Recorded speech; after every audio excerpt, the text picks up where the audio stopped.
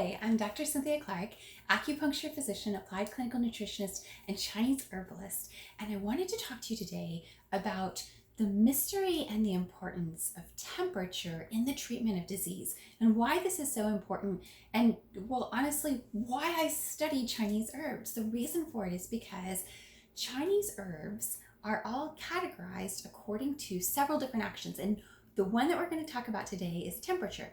You see, the temperature of the disease must match the correlating the treatment. So for example, if you have a hot disease, we're going to need some cooling herbs in order to balance that out. So today we're going to talk about stasis. And if you read my newsletter this week, I was talking about a skin disease called lichen planus, and one of the differentiations for that skin disease is stasis. So one of the ways that you can look to see if you have stasis is if you look at the inside of your ankle, then if you've got some dark red veins there, then that's an indication that you have some stasis going on. Now, there can be two different kinds of stasis. We might need cooling herbs to treat stasis. We might need warming herbs to treat stasis. But it makes sense if something is stuck, then we're probably first going to look to use heat warming herbs to move that through. So I wanted to introduce you to one of my favorite warming blood movers, and that's an herb called chuanxiang. Chuanxiong, chuanxiang. And chuanxiang is a warm blood mover, warming blood mover. So that's very beneficial in these cold kind of conditions. So for example, if you live up north or if you're a snowbird and you get the kind of like cold and tightening up and the stasis that results from that, then we're going to need to use warming herbs to resolve that. But not all stasis is the same, because you may have a type of stasis that needs cooling moving herbs, and that would be when we use one of my favorites called danshin. Actually, you can see it's so much of my favorites that it's on order right now. It should be in a couple of days.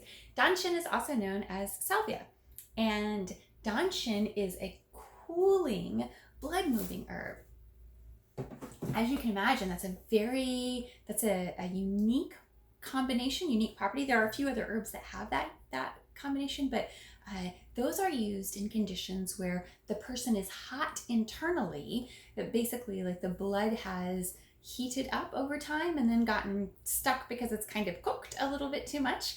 And this person needs some cooling herbs in order to address that. Now, obviously, I'm giving you a little bit of information because I want you to understand the richness and the complexity and the power of the proper use and knowledge of Chinese herbal formulas. There's so much good that we can do with the right knowledge, and that's why I get to the office very early and I study a lot, is to make sure that I'm learning that we're doing this in the right way. So the information I'm sharing with you, please don't let me give you the impression that you can go out and take this one herb and cure all of these different diseases. It's very important that it be exactly the right herb. And today we're talking about temperature, while there are about 7 different properties that we talk about with each of these herbs. So very important to be knowledgeable and aware of all these things, but also very important to know how much power there is in them.